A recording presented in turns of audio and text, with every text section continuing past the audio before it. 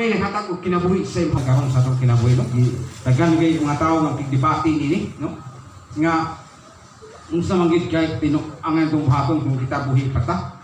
Mingon to uban nga, buhaton na to bisan unsa nato nga pagbuhaton nga atong gusto gyud, no? Nga maglingaw-lingaw sila bisan unsang kalingawan ilang gusto nga pagbuhaton. Pero saan man ang na kung mo ka kang atong espiritu kay mo magili siya ang kiniadtong tanan. Okay na mo itong lawas maglingaw-lingaw. Kung saan na ito, nga itong espiritu na magigsulod sa itong lawas po. No?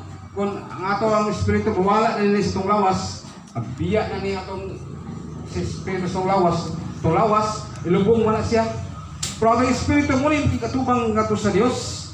No? Muna nga ningon ang pulong sa Ginoo nga 35 nga ningon siya diya nga maabot, no? Dili pa nangingon man kamo say ko sa kinabuhi may sunan. Doon tayo mga speculation ba nga maguna. Di pa lagi kayo pa kay na ang tinuod, no? Maglipay-lipay sa ta, no? Magbuhat sa sa gusto ng buhaton.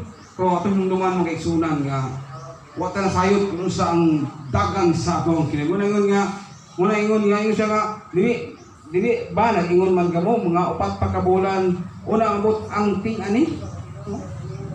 Na may mga parang kung kinabuhi nga okay pa rin maglingaw-lingaw sa tanin ng kalibutan na lugay pa mabalik ang Diyos. Wa pa siya, wa pa signal nga siya mabalik na, wa pa nasayod kung kuno siya mabalik ang Diyos. Muna nga dunay sugo ang Diyos, no? King gipasabot din is the Lord of the harvest, no? Siya ang Diyos sa ting-ani. Wait, kasi siya ani, no? Kung ito basahon diya sa Matthew 9:38, doon ay ipasabot ko diha, no? Sa Matthew 9:38. Sabto na to ni mga kaisunan, no? Ang Matthew 9:38. Lingon sa 38.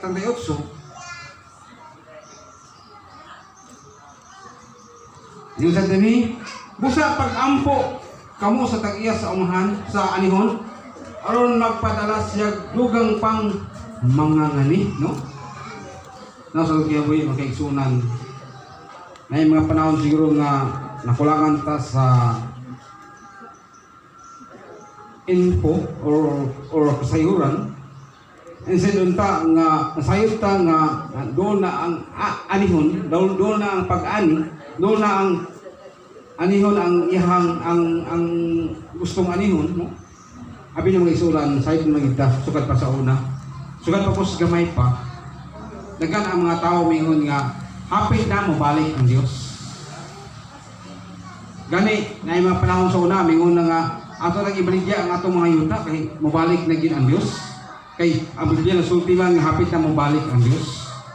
Apan wala gid ang ginsa nga nakasayod kung usa takna siya mabalik, no? Muna nga isa ni siya sa mga pag-remind kanato sa ato pagpangalagad sa niya.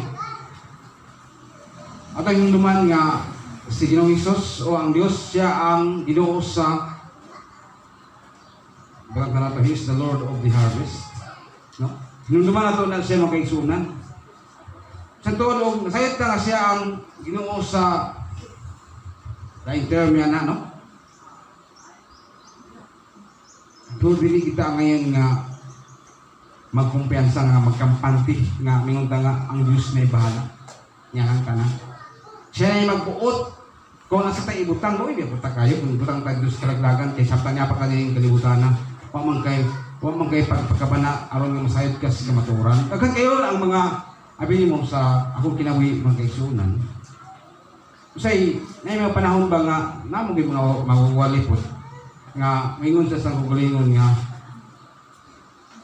dili ta perfecto nga tao. Ingana sa tanan ang sagarang mawawali. Why perfecto nato? Kanang mawawali nga ako mabantayan. Mga matured na sila diya sa buluhaton sa Ginoo. Apan ganong ingon man sila nga dapat i-encourage nila. Kung naningkamot ka, kung nagkinabuhi ka sa espirituhanon nga bahin, i-encourage nila nga panahin yun, ayaw mo undang, ayaw mo og buhat og magkabutang nga makapasuko sa Diyos kaninyo, no? Nay magwawali mingon sa nga why perfecto nato, no? Well, sa kadugay sa panahon sa pagpangalagad sa Ginoo nimo. Abot ang panahon ba? Mabalik ang Diyos. Di ka mo claim. Anong ano man ni? Huwag mo madalas sa pag-rapture. Nga, faithful mo ko sa pagpangalagad sa Ginoo. Di ikaw ang kamantay. Ikaw mismo, na yung nakasimugulingon, walay perfecto na ito. Really, so, pwede pa ka buhat o sa laod. No? Tungkol kay, pamanay nasa yung muna-huna. No? Mga po na yung gisulti nga ito sa mga na sa pastor bitaw. Wali siya sa pulpitod.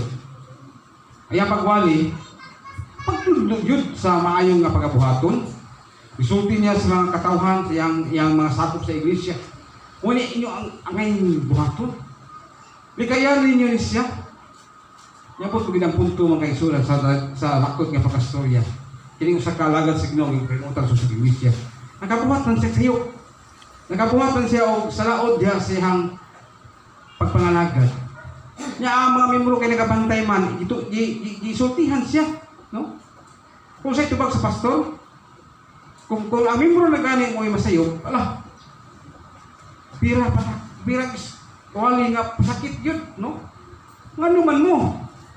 Wa man mo halos makahibalo.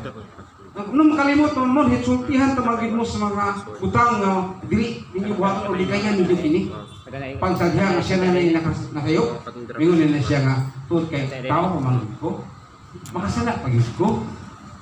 Isa lang ka na po kayong ako nasabtan, ako na nadungso sa kapastor, dapat usa siya ka himplo diya sa iyang dumalahan nga iglesia. No? Usa ka na po kayong tulubagon niya, kung siya mismo, ngayon nga gidumala diya sa iglesia. Di siya makapantay siyang kaugalingon, o di siya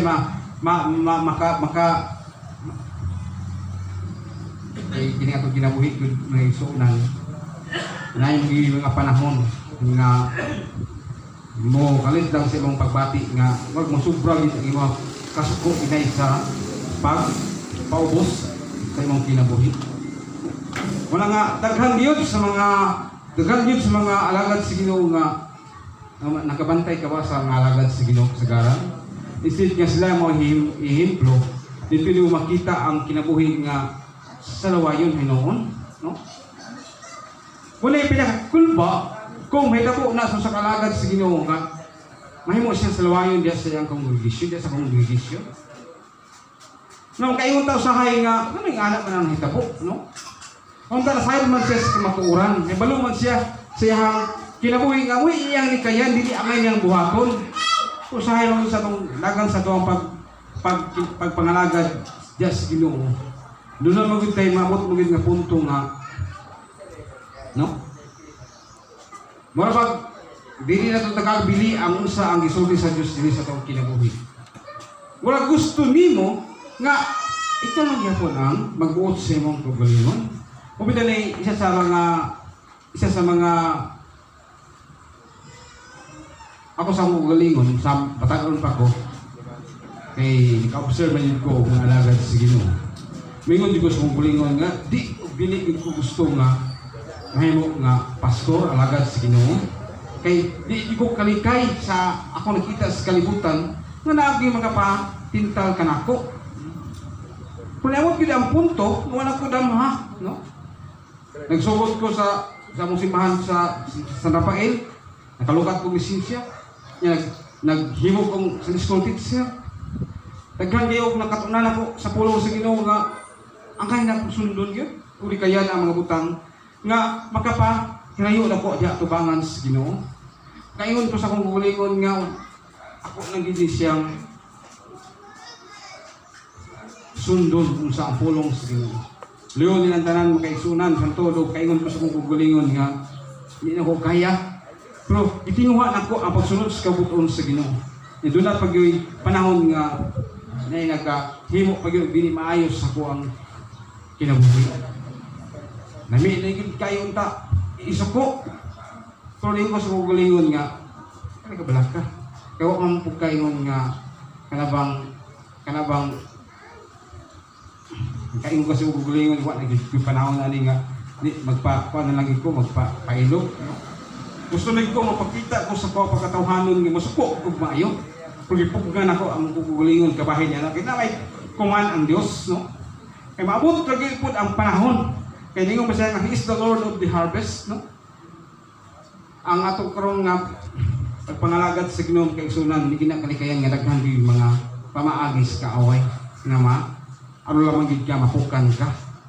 Kaysa may kaagi diyan kung problema sa imong kinabuhi. No? Hangtod karon, yabi gapon ka nang lagad sa Ginoo, no? Bisag mayon ko sa imong gulingon nga itong mga niaging nga mga bulan, dagko ay kong problema. Halos wadaan ko paglaom sa akong kinabuhi. Pero kilaing niya akong isangpit kundi ang Diyos sa kayo. O muni karon, nausab o nagbalhin na ako ang pagbati o wala na ko tagai o kalisod nining tanan, no? Labi na kung doon na kay balatian nga nabang matawag na balatian nga uncurable. Pati kayo nga problema sa imuhang kinabuhi. Pero namatay Diyos, no? Nga atong gisaligan, atong gidauman, mawala na usahay nga atong hinuluman na ito mga isulan nga dahil kuman ang Diyos, no? Sa atong kinabuhi, kiningingon sa atong ginabasag niya, lift up your eyes, no? Usay sabot sa lift up, no? Lain nga tayo na pagbayaw, nisuot ng taong eyes na to, no? Kung saan man nato ni, no? Nga gusto mo ka nga ibagin yung mata sa agtang, aron yung sakagamay yung mata, no? Dili sila may pasabot niya ng mahina sa imong kinabuhi. Abot pasabot ang niya nga basta i-lift up lang yun ang imong mata. So may laing tanawon nimo sa babaw, kundi ang Dios sa kamanghihot. Pasakatan hangad gamay, pahangad ang dako, no? Adus taas kay ang Dios, He is the Lord of the harvest, no? Siya ang Dios mao ay mag-aani. Ang atong kinabuhi magigsunan nabayan nato sa tuwa pagpalayon sa pagpangalagad sa Ginoo, no? Dili ginato malikayan maabot gyud ang panahon nga maka-encounter kita daghan sa klase nga mga problema. Bisan ba unsa ang imong himtang sa imong kinabuhi, kung kampante ka sa imong panginabuhian, di gid ka kaingon sa imong gulingon nga wa kay problema na aghan pagyapon, no? Kay tungod sa panginabuhian, kampante ka niya na, pero napagilay part po sa imong kinabuhi nga dito napita mahimo kang no, maproblema.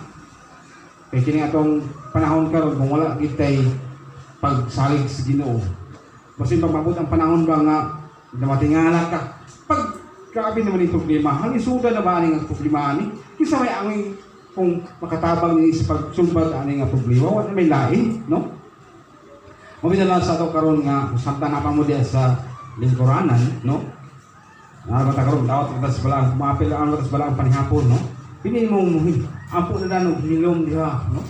Aron nga mapasikulit ninyo yung kinabuhi nga to sa Dios. Aron nga kadiyang mo tik na nining maong balang panhapon, at least nahusay na nato ang tanan sa atong kinabuhi at ubangan sa Ginoo. Namo gid mga kapakyasat karong mga bulana, no? Kaya patag bulan man nato ni siya nahimo.